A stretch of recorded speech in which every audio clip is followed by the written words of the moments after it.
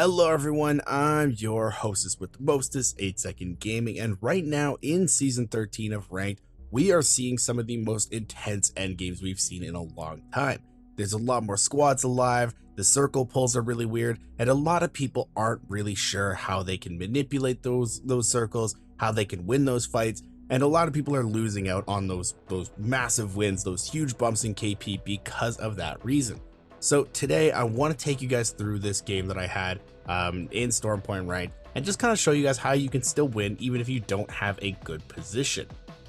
So we're going to dive into this, but just quickly guys, if you like these videos where I really dive in deep, show you guys in-game examples, break everything down for you, and you love to see it and really learn this way, you need to check out the GameLeap website right now, because over there we have tons of top level courses created by high tier Apex players, all aimed at making you the best player you can be. And a lot of those videos are VOD reviews like this, where we really break stuff down so you guys can see in-game examples and exactly what we're talking about. So if you guys are looking to climb this season, hitting Diamond, Masters, or even Predator, click the link in the description, pick yourself up a membership, and really start to climb today. Okay, but with all of that being said, let's dive right into the VOD review, shall we? So now in this endgame circle, I wanted to use this one because there's not as many teams alive. Usually if there's more spots to play or there's more buildings or something, there would be a few more teams alive. But this one is just such a good example of how to use kind of bad positioning, and usually if you should lose a game but you're able to pull off a win. So I wanted to kind of show this one to you guys. So in this video right now, there is a team inside this building. You can see the Gibraltar bubble going on right now. So there is a team pressuring us inside here. And a lot of people would try to panic. They try to play outside the building. They try to rush that team to try to get them dead as quickly as possible. Or there's just a plethora of other things that people would try to do. But if you look right here, the round is about to start closing and this ring is going to move this way. So with that, that team is going to be pressured first. They're going to have to make the first move and they're going to have to try to make a panic play because they don't have bubble. That huge Gibraltar ability is no longer there and they're going to have to move into us. And we have all these armor swaps. We've got kind of old Newcastle walls right here to play. We've got these old Rampart walls that we can play. So there's a lot of just different stuff for us to be able to do in order to beat this team. But right now, because you don't want to let teams kind of take breaths and really try to plan something out, so I pop my scan here to just kind of see, and then as soon as I see them kind of all gathered up ready to make a move, I kind of try to apply a bit of pressure. So now they're trying to throw some nades, they're trying to get some damage out to try to get an opening up on us. So I can see this window here and I have the Volt, and the Volt is just such a good gun, so I use that to get a lot of damage out, and then I swap on the Ash does die to zone, and now this team is dead. So we didn't have to make the first move here. We didn't die because we just tried to like jump into their bubble and we just tried to, you know, full send them. So it's not something that we had to do. We just had to wait until they made a mistake.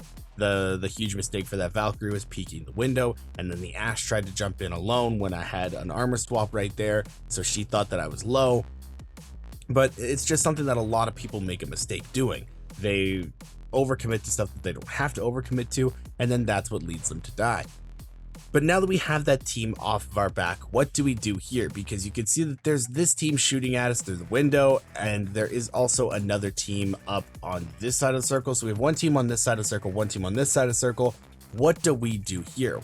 Well, the big thing is just getting inside circle. It is closing, there's only 30 seconds left, so we have to make the trip just right into here and get something. And then once you get something, then you can kind of play around a little bit and really make sure that you have a good spot to play and just kind of make adjustments based off that. And people just forget that. Sometimes people just stay in the zone too long, but right now we just have to get a spot in zone here. So right now, like, my teammate does die on the way over here in like a second here. He cancels his med kit because the storm was pushing him. So right now he is down. So I'm just trying to hold. I don't want to let teams push up on us while we're rezzing. I don't want to let them swing, because if we let them swing on us for free, then we're just going to die. And this team could potentially swing up on us. If they were to just kind of move to this side, they would have free shots on us. but it's a little bit open. There's no real cover to play right there, so we would have free shots on them as well. And I believe the team down here would have a sight line on that if they were to play over here. So the team below us is helping us out.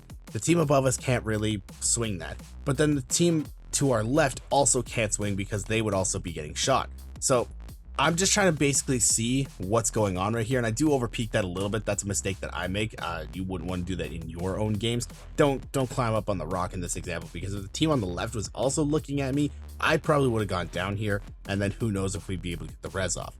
So right now we're just trying to play this rock and make sure the teams can't swing out on us, because we don't want to be the first ones to die here, because right now we're just trying to see what the plan is. We're trying to figure out like what we can do for endgame, because we only have 37 seconds until the ring starts to move, and we have to travel the furthest distance. The other two teams are basically at the center zone already, so we are the ones that have to move first. So the building team that I just showed you guys, where you have to make the first move, you usually die. We are now in that situation, and this is what gets a lot of players killed because they're not quite sure how to deal with this. And right now in Storm Point, a lot of people don't know how to deal with it, so they tend to make mistakes. So as long as you know what you're looking for, you can then manipulate that, use that to your advantage, and really start to apply pressure back onto teams. So right here, a lot of people would be panicking. They'd be trying to take angles. Some people, they try to play down here on this care package and use that cover and pressure this team. And that's just not something you have to do. You have to let them make the mistake first.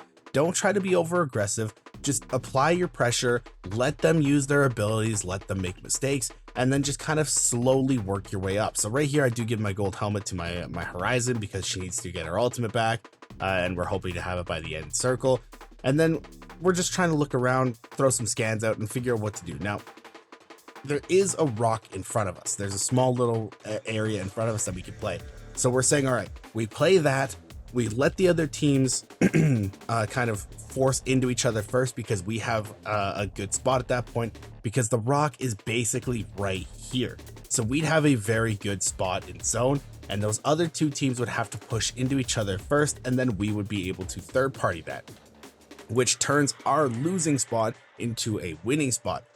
If we were to stay on this rock, if we were to just try to hold out, we would die, we would lose. So right now, because we're looking around, because we're scouting, we are able to figure out what to do. So my Valkyrie does play up first, because you want to kind of leapfrog in this situation where you send one player up, and then once the one player gets up there, then the next player goes, and the next player goes, and it's just kind of one of those situations.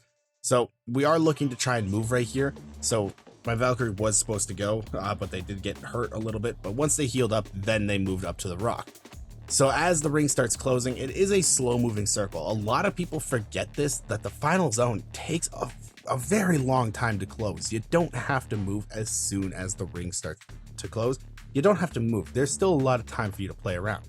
So all we're doing right now is just holding for my Valkyrie and just kind of getting ready to leapfrog. But my Valkyrie does force out a Gibraltar ultimate, so they use that extremely early. So we throw down a heat shield, just try to stall things out a little bit, because that Gibraltar ultimate is going to end, and then we're able to push up. And once we push up on that Gibraltar ultimate, or once we push up after that Gibraltar ultimate ended, we see that these two teams have fought. Now, I don't know the team's thought process, obviously, but I'm assuming because they saw the Gibraltar ult and they heard shots, they thought that this team on high ground had moved up to here, and they were going to then swing back around and kind of pinch that team in between us, because the Gibraltar ult was going down, there were shots being sent out. So they probably thought that we were fighting, and when they walked up on it, they found out that that team had still just stayed in their spot. So that is the mistake that they made that allows us to really capitalize off of that opportunity and push them kind of back into a corner and really force them into spots that they don't want to be in, because right now we're able to just get free shots. Right now there's nothing that's pressuring us, and we're able to just go and take a bunch of kills. And this is how you can get kills in the end game. And this is how, like, when I say like, oh, just wait it out, you can always pick up kills later, this is what I mean, because we were able to just get a lot, like 2 to 3 kills right here. Everybody had gold knockdown shield, which was really annoying. There was like 4 or 5 of them. So we're just constantly looking to get these thirsts off. And now with all of this, we have this also counts as our kill, so that would be another one. So I have 4 team KP and then 8 actual KP, and then that would be 9 actual KP. So we have a lot of KP from these endgame circles because we just waited it out. We stalled things to make the other teams make mistakes. They did make those mistakes, and we were able to really capitalize off it. So I just wanted to go over this because even though it was a bad circle, it was out in the open, and teams could really take advantage of us in that situation if we had played it any worse. I wanted to show you guys that it's not always that bad of a spot to play if you can make other teams make mistakes. And yes, there are going to be some games where they don't make mistakes and you die, but that's part of the game. That's part of a battle royale. Sometimes you win, sometimes you lose, but as long as you know what you're looking for and the other team doesn't know what they're looking for, you can manipulate them. You can still win games very easily. So I really hope that you guys enjoyed this video. I really hope this helps you out in your rank rise. If you guys enjoyed this video and you want to stay up to date with the latest and greatest Apex Legends tips, tricks, and news, go ahead, smash that like and subscribe button to be notified when we post. Also, if you guys want to check out some of my games live, I do stream over on Twitch, twitch.tv/8secondgaming. Come check that out sometime. Thank you guys all for watching. I'll see you guys in the next one.